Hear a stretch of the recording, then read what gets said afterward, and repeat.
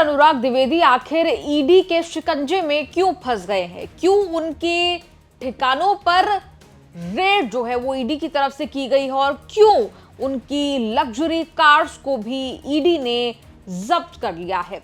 आपको बता दें, यूट्यूबर अनुराग द्विवेदी का सफर साइकिल से लैम्बोर्गिनी मर्सिडीज तक का रहा है।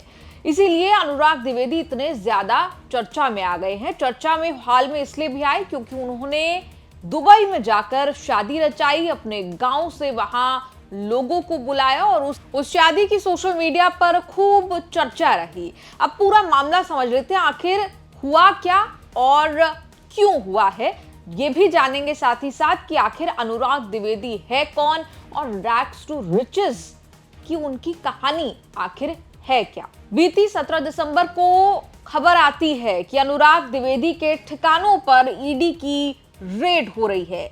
उन्नाव जिले के नवाबगंज स्थित उनके घर पर ईडी ने छापेमारी की। इस कार्रवाई के दौरान ईडी ने करोड़ों रुपए की लग्जरी कार जब्त की। ईडी ने एक्स पर एक पोस्ट में यूट्यूबर और सोशल मीडिया इन्फ्लुएंसर अनुराग द्विवेदी के लखनऊ, उन्नाव और दिल्ली के 10 ठिकानों पर की गई कार्रवाई के बारे में जानकारी भी दी थी। लेकिन आखिर ईडी को ऐसा क्या मिला कि वो यूट्यूबर अनुराग द्विवेदी के पीछे पड़ गई है? ईडी के मुताबिक जांच में पता चला है कि अनुराग द्विवेदी ने गैर कानूनी ऑनलाइन बेटिंग प्लेटफॉर्म को प्रमोट करने में एक्टिव रोल निभाया, सक्रिय भूमिका निभाई। ईडी ने अपने बयान में कहा कि पता चला है कि अनुराग अलग अलग हवाला चैनलों के जरिए फर्जी खातों से अवैध बेटिंग ऐप से कमाई करी है। वो अवैध बेटिंग ऐप्स के लिए प्रमोशनल वीडियो बनाते हैं, उन्हें अन्य लोगों तक पहुंचाते हैं, जिससे वो आम लोगों को उन प्लेटफॉर्म पर बेटिंग करने के लिए प्रोत्साहित करते हैं। ईडी ने कहा कि उनकी कंपनियों के बैंक खातों और उसके परिवार के सदस्यों के खातों में बिना किसी उचित कारोबारी वजह के बड़ी रकम जमा हुई है। आपको बता दें, ईडी ने जो कार्रवाई की है उसमें अनुराग की लग्जरी कार्स को भी जब्त किया गया है, जैसे कि लैम्बोर्गिनी, मर्सिडीज, बीएमडब्ल्यू समेत कई महंगी गाड़ियां अब जब्त कर ली गई हैं। ईडी ने सभी व्हीकल्स को, सभी कार्स को लखनऊ स्थित क्षेत्रीय कार्यालय परिसर भी भेज दिया। वहीं इस पूरे मामले पर अनुराग द्विवेदी का भी सोशल मीडिया पर रिएक्शन आया। अनुराग ने सोशल मीडिया प्लेटफॉर्म एक्स पर लिखा, अरे भाई, जितनी जानकारी मुझे अपने बारे में नहीं है उतनी तो मीडिया को सिर्फ 2 दिन में हो गई है। अनुराग ने कहा, कोई कुछ भी लिख रहा है, किसी का भी नाम जोड़ रहा है, कोई भी रकम बता रहा है, बिना सिर पैर की बातें। बाप रे बाप, अब समझ में आया कि लोग मीडिया को कैसे झेलते हैं। आपको बता दें, अनुराग द्विवेदी मात्र 26 साल के हैं।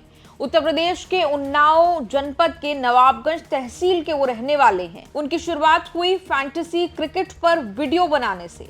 अनुराग के पिता वहीं ग्राम प्रधान रह चुके हैं। नवाबगंज में उनकी एक दुकान है। बताया जाता है कि अनुराग द्विवेदी पहले गांव में ही रहा करते थे। फिर 2017 से अनुराग ने YouTube पर वीडियो अपलोड करना शुरू किया। एंटरटेनर्स क्रिकेट लीग यानी ESL के एक पॉडकास्ट में अनुराग ये बता चुके हैं कि वो साल 2019 में फैंटेसी लीग प्लेटफॉर्म से जुड़े और फैंटेसी स्पोर्ट्स प्लेटफॉर्म के प्रमोटर के साथ कंटेंट क्रिएटर बने।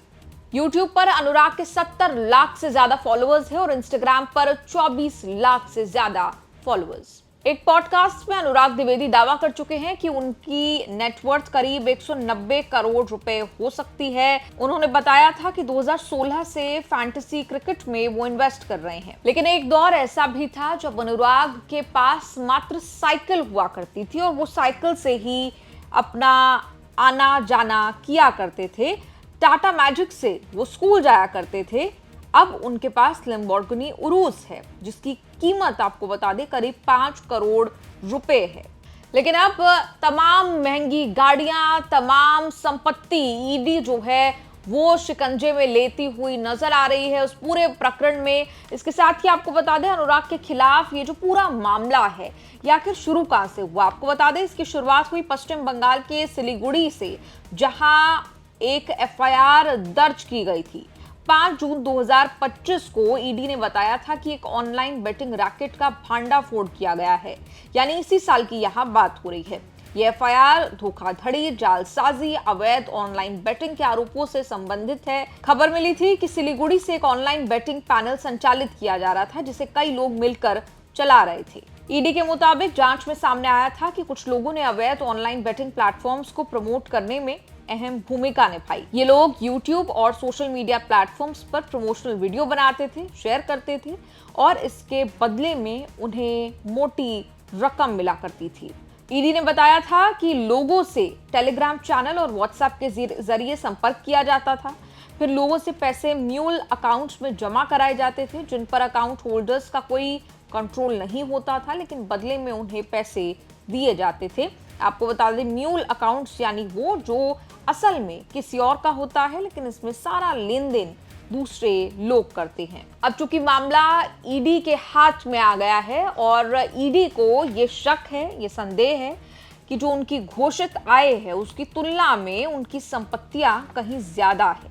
आपको बता दें, ईडी की जांच का एक अहम पहलू दुबई से भी जुड़ा हुआ है, जहां अनुराग द्विवेदी ने हाल में अपने परिवार के सदस्यों, लोगों को दुबई बुलाया था, क्योंकि दुबई में उन्होंने शादी रचाई अपनी गर्लफ्रेंड तनिष्का के साथ। ईडी को शक है कि उन्होंने दुबई में कई अचल संपत्ति खरीदी हैं और वो कुछ समय से वहीं रह रहे हैं। आपको बता दें, अनुराग ने एक लग्जरी क्रूज पर भव्य शादी जो है वो रचाई थी। अपने गांव के करीबी लोगों और रिश्तेदारों समेत करीब 100 लोगों को अनुराग ने दुबई बुलाया था। उनके आने जाने, ठहरने की पूरी व्यवस्था जो है वो अनुराग ने की थी।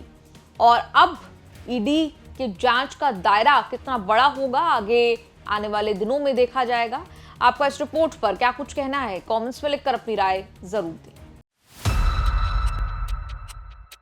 फिटमेंट फैक्टर पर जानना चाहती हूँ, क्योंकि अब गठन हो गया है, सबकी निगाहें इस पर है कि फिटमेंट फैक्टर कैसे तय होगा, कितना होगा, कमिटी कैसे उस पर फाइनल निर्णय लेगी, समझाएंगे आप? आपकी मांग क्या है, पहले आप वो बताइए। फिटमेंट फैक्टर को लेकर आपकी मांग। हमारी जो डिमांड है, पूरे देश के कर्मचारी इस समय इस बात से परेशान हैं कि पिछले 10 सालों में डीए बहुत स्लो बढ़ा है।